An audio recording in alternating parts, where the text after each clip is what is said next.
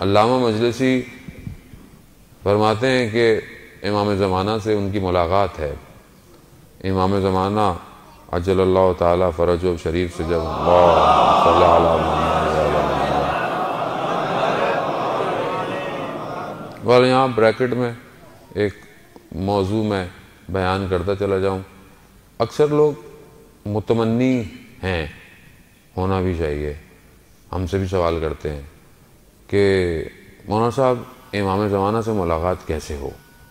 اچھا، کچھ تو ایسے ہیں کہ بڑے آرام سے کہہ بھی دیتے ہیں، سن بھی رہے ہوں گے، کہتے ہیں آغا صاحب ہماری بھی امام سے ملاقات کرا دیجئے. تو دیکھیں بات یہ ہے کہ فلسفہ غیبت یہ ہے کہ امام غیبت میں رہے. فلسفہ ہے یہ، امام غائب ہے. مجھے متمنی، مشتاق، عشق ہونا چاہیے کہ میری امام سے ملاقات ہو، لیکن شرط یہ ہے کہ میں اپنے اعمالوں کو ویسا کروں جیسا امام چاہتا ہے.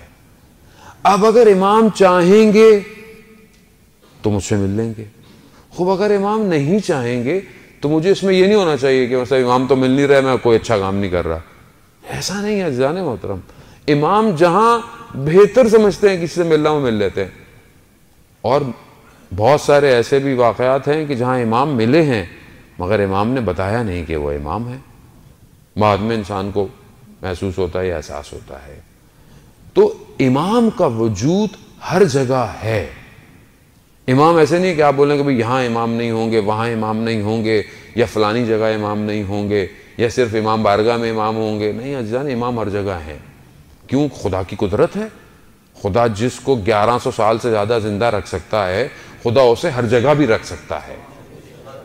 خوب یہ عقیدہ اور ایمان ہونا چاہیے کہ امام دیکھ رہے ہیں، اور امام ہر وقت دیکھ رہے ہیں. آپ ہی گھبرائیں نہیں کہ ابھی آپ کو نہیں دیکھ رہے، امام ابھی بھی آپ کو دیکھ رہے ہیں. امام ہمیں دیکھ رہے ہیں. ہمارے اعمال امام تک جاتے ہیں عزیزان محترم. ہفتے میں بعض روایات 2 دفعہ کہتی ہیں، لیکن جاتے وقت کیا ہم اپنے امام ہمارے اعمال نامہ دیکھ کر خوش ہوتے ہیں یا گریہ کرتے ہیں؟ 2 کنڈیشن سے زیادہ تیسری کنڈیشن نہیں ہے. اب میں کوئی بھی عمل کروں یہ دیکھوں کہ میرا مولا میرے اس عمل سے راضی ہے یا نہیں ہے. تو اگر تو میں امام کی خوشنودی کے لیے کام کر رہا ہوں تو خوش بحال، اور اگر خدا نہ خواستہ عزیزان محترم میں اپنے امام کو ناراض کر رہا ہوں تو میں کیسا مومن ہوں جو اپنے مولا کو تکلیف دے رہا ہوں. خوب جوانوں کے لیے بہرحال یہ واقعہ میں پہلے بھی عرض خدمت چکا ہوں، لیکن آپ کی حسن سماعت کی نظر کہ ایک غالب دین نے اس کو بیان کیا، مختلف طریقے سے بیان کیا. انہوں نے دیکھا کہ سفر کر رہے تھے مشہد مقدس کی طرف، تو دیکھا ایک لڑکا برابر میں سوار ہے. ظاہراً حلیے سے بڑا ماڈرن لگ رہا تھا، پینٹ جو لباس اس نے پہنا ہوا تھا. تو لیکن جیسے ایک جگہ پر گاڑی رکی، کچھ ہوا تو نماز کا وقت آیا. تو اس جوان نے کہا کہ اگر آپ فوراً نہیں پڑھ رہے تو مجھے اجازت دیجئے میں فوراً نماز پڑھوں. تو بعد میں انہوں نے اس سے پوچھا کہ ظاہراً تو تمہارا حلیہ ایسا نہیں لگتا کہ مطلب لباس تم نے بالکل بڑا ماڈرن سا پہنا ہوا ہے، اور لیکن تم نماز کے لیے اتنے تشنا، اتنے فوراً اول ٹائم پہ، ماجرا کیا ہے؟ تو اس نے بیان کیا کہ میں اپنی گریجویشن کے لیے پیرس گیا، میں وہاں پڑھتا تھا، لیکن شہر مہنگا تھا رہائش کے لیے. تو میں تھوڑے سے فاصلے پر 2 گھنٹے کی ڈرائیو پہ ایک ٹاؤن میں نے رینٹ پہ گھر لیا ہوا تھا. 2 سال ہونے کو آئے تھے. میرا آخری ایگزام تھا اور اس دن میرا ایگزام 8 بجے تھا. فاصلہ جو تھا وہ کچھ گھنٹے کا تھا، لیکن صبح ایک ہی بس جاتی تھی ہمارے ٹاؤن سے، تو میں اس پہ سوار ہو گیا. 6 بجے بس آئی، میں سوار ہوا، کچھ سفر چلا، بس خراب ہو گئی. اب جب بس کے ڈرائیور نے دیکھا، کافی دیر کوشش کی کرنے کی، کچھ نہیں ہوا، تو میں ہائی وے پہ چلا گیا. کچھ اور بھی لوگ تھے کہ شاید کوئی سواری مل جائے جو شہر تک لے جائے، لیکن دور دور تک کوئی سواری نہیں تھی. اب جب ڈرائیور نے بولا کہ اب کچھ نہیں ہو سکتا، میکینک کو لانا پڑے گا، تو وہاں پر میں ایک کونے پر بیٹھ گیا اور اپنے سر کو اپنے گھٹنوں میں رکھ کر، کیونکہ میں جب وہ کہتا ہے میں جب آیا تھا یہاں تو اس سے پہلے اپنے شہر میں نماز پابندی سے پڑھتا تھا، لیکن جب سے میں یہاں آیا تھا تو کچھ ماحول، کچھ اپنی سستی کی وجہ سے نماز میری ضعیف ہو گئی تھی، ترک کر دیتا تھا کبھی کبھی۔ اس وقت مجھے شدید احساس ہوا۔ اس وقت میں نے اپنے وقت کے امام سے توسل کیا۔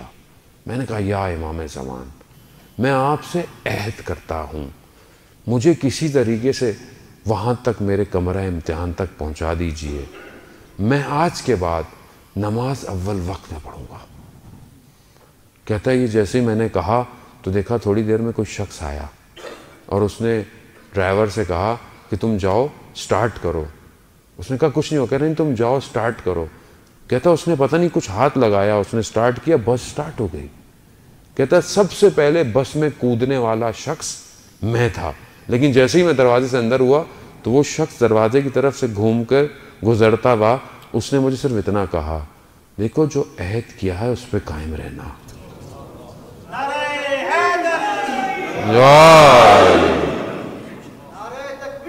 اللہ اکبر، اللہ اکبر، یا رسول اللہ، یا رسول اللہ، یا عزیزاً اللہم صلی علی محمد آل محمد۔ وہ کہتا ہے کہ جب میں نے یہ سنا تو میرا بدن خشک ہو گیا، اور میں نے کہا کہ یہ میری بات اس شخص کو کیسے پتہ چلی؟ کہتا ہے جب تک میں یہ سمجھتا کہ یہ وقت کا امام ہے، یک امام کی طرف سے آیا ہوا کوئی شخص ہے، میں جیسے ہی نیچے اترا دیکھا وہ شخص غائب ہو چکا تھا۔ عزیزان محترم، امام کسی جگہ کے محتاج نہیں ہے۔ آپ دنیا کے کسی حصے میں بھی ہوں، کسی حصے میں ہوں، گاؤں میں ہوں، دیہات میں ہوں، شہر میں ہوں، کہیں پہ بھی ہوں، امام کی دسترس میں ہے۔ اب یہ میرے پر ڈیپینڈ کرتا ہے کہ میں کتنا امام سے رابطہ کرتا ہوں۔ تو علامہ مجلسی اول فرماتے ہیں کہ میری امام زمانہ سے ملاقات ہوئی تو میں نے امام سے کہا کہ مولا مجھے خدا سے مانگنے کا طریقہ بتا دیجیے۔ تو امام زمانہ نے مجھے صحیفہ سجادیہ کی طرف متوجہ کروایا کہ یہ وہ دعائیں ہیں کہ جن کے ذریعے سے تم اپنے پروردگار سے رابطہ پیدا کر سکتے ہو۔ عزیزان وہ دعائیں میری زندگی میں کہاں ہیں؟ میں آپ سے کیوں اپنے آپ سے کہہ رہا ہوں۔